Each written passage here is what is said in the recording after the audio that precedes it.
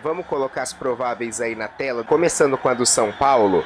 São Paulo que adotou esse esquema de 3 zagueiros com o Zubeldia, né? Eu não gosto disso, cara, mas vamos lá. Rafael no gol, Alan Franco, Arboleda e Sabino no comando defensivo. Ferrarese pode ser uma opção também, daqui a pouquinho a Priscila fala como vem o São Paulo, como vem o Sport. Temos ali Cedric, lateral um pouco mais avançado.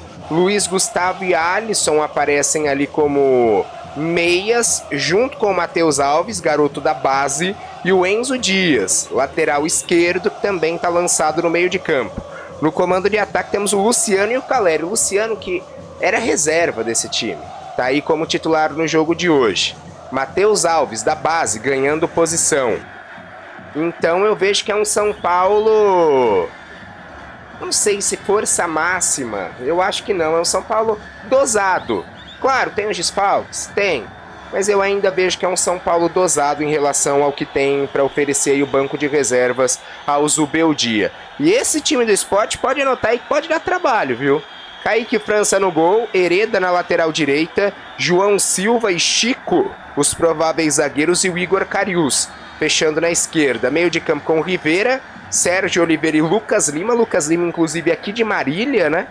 Na frente, Leni Lobato, Barleta e Pablo. Pode ter lei do ex aí, viu? Pablo que já atuou pela equipe do São Paulo, então o Sport num provável 4-3-3. Vamos lá! Vamos voltar à provável escalação do São Paulo na tela e a Priscila fala pra mim como vem o tricolor paulista para essa primeira rodada de campeonato nacional. Bom, a princípio aí o que foi divulgado é exatamente essa questão dos desfalques aí pelo lado do São Paulo, que é o que mais preocupa aí nesse primeiro momento, nessa primeira rodada do Brasileiro. Então, 2 desfalques aí importantes, o Lucas e o Oscar são aí os 2 que com certeza não aparecem aqui, mas juntamente com outros jogadores também, viu? O Lucas, ele sofreu um trauma no joelho direito, lá naquele jogo da semifinal contra o Palmeiras. Desde aquele jogo, então, ele segue aí em tratamento para tentar aliviar essas dores. E, além de hoje, o Lucas Moura muito provavelmente também fica de fora na estreia do São Paulo na Libertadores, lá na quarta-feira. Não vai ter muito tempo hábil, assim, é um curto espaço de tempo para que isso aconteça.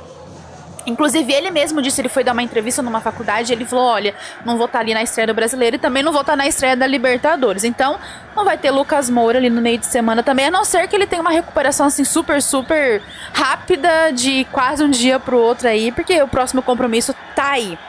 E o Oscar, ele foi diagnosticado com uma pequena lesão na coxa esquerda.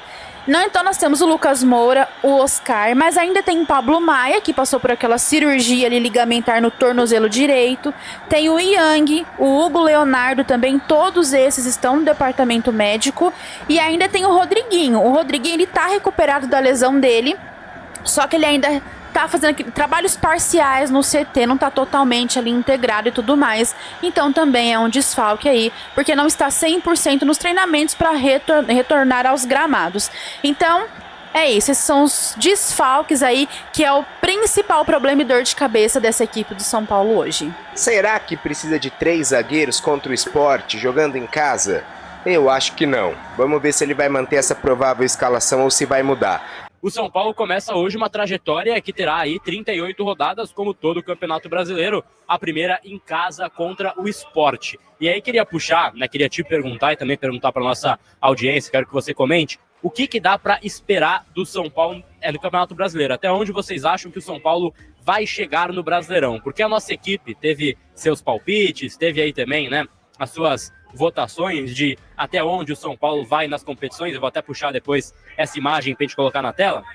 Eu acho que é um ano que o São Paulo vai precisar começar muito bem, Senna. Então começa pontuando, porque quando afunilar as Copas, eu tenho uma preocupação quanto a esse elenco. É um elenco, né, de peças mais curto que ano passado, mas que pode ser mais qualificado pelas 4 contratações que vieram, caso estejam em plenas condições físicas, e principalmente pela base. A gente vai falar de Matheus Alves, a gente vai falar de Lucas Ferreira, mas a base do São Paulo tende a ser um belo complemento, e eu acho mais interessante, por exemplo, Senna, tá pensando no Brasileirão, é 38 rodadas, precisa ter um ponta no banco, vai ter o Eric ou o Lucas Ferreira? Eu prefiro o Lucas Ferreira, e a escolha que o São Paulo fez para essa temporada de emprestar o Eric e promover o Lucas Ferreira. Então, eu acho que é o tipo de coisa que a gente tem que discutir. Eu acho que o 11 inicial é bom, né, Senna? A gente brinca sempre que o São Paulo 11 inicial ele vai pra trocação com todo mundo. Ele pode apanhar, mas ele vai pra trocação com todo mundo. Ele pode apanhar ou pode bater, né? Mas vai pra trocação. Não foge. Agora, com um time alternativo, time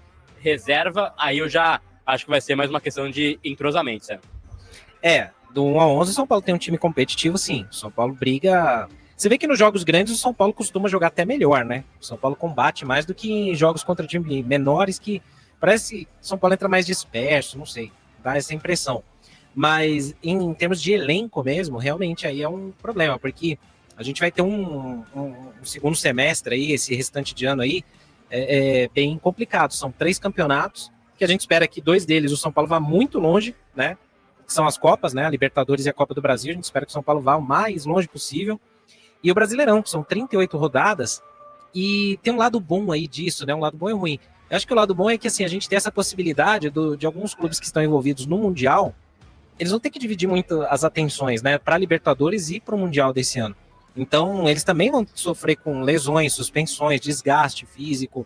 E aí, se o São Paulo conseguir somar seus pontos, principalmente em casa, não perder pontos bobos no Morumbi e arrancar ali alguns empates, vitórias fora, vai que o São Paulo arranca bem nesse início de brasileiro, e aí lá para junho, ali, entre maio e julho principalmente, esses times envolvidos aí querendo fazer bonito no Mundial, depois com Libertadores e tal, eles vão sofrer. Aí de repente a gente dá uma disparada, quem sabe? Eu tô muito otimista. Eu acho muito improvável o São Paulo brigar por título essa temporada do Brasileirão. Para mim, a tônica vai ser sempre as Copas, né? Mas eu acho que é importante a gente pontuar porque é o seguinte, a disputa pelo título é sempre condicionada às Copas, né? E eu falo isso porque se o Botafogo ano passado não tivesse caído na Copa do Brasil, eu tenho a teoria de que não seria campeão brasileiro. Porque essa divisão de atenção, essa história de que precisa olhar para 3 competições ao mesmo tempo é muito difícil, tem que ter muito time para fazer isso, né? O próprio Palmeiras conseguiu aquela arrancada no fim de ano e quase chegou ao título quando caiu das 2 Copas, né? Então tem um lado que é muito importante. O Super Mundial muda tudo no meio do ano, né? Então deixa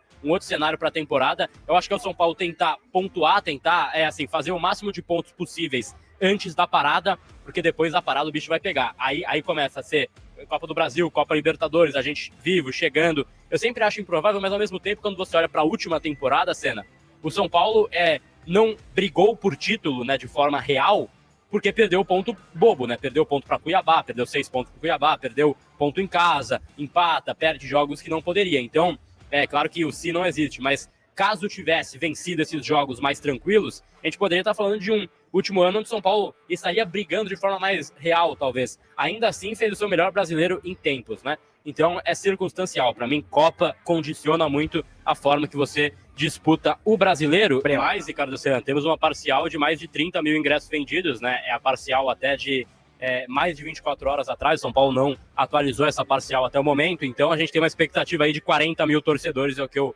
andei escutando por aqui. Lembrando que tem área aqui do estádio que está fechada por conta desse palco que está na tela. Vocês estão vendo aí um palco, né, que está, enfim, tomando metade da tela aqui atrás do gol. Hoje o estádio está com carga limitada. A arquibancada norte Óreo e a superior norte Óreo das cadeiras também, né, estão fechados, então, esses setores por conta do show da banda Stray Kids. São Paulo já começou a montagem do palco e não conseguiria, então, avançar, né, aqui para fazer o jogo com o palco ainda desmontado, né? Então precisaria dessa logística do palco montado aqui com a bola rolando, que não é algo tão inédito no futebol brasileiro, né, Senna? Mas a gente espera que não tenha nenhuma interferência no jogo de hoje, né? E aí é um jogo muito importante para o São Paulo por vários aspectos, torcer para que a torcida consiga comparecer, faça barulho, faça a sua festa e apoie o São Paulo Futebol Clube nesta temporada que está por vir.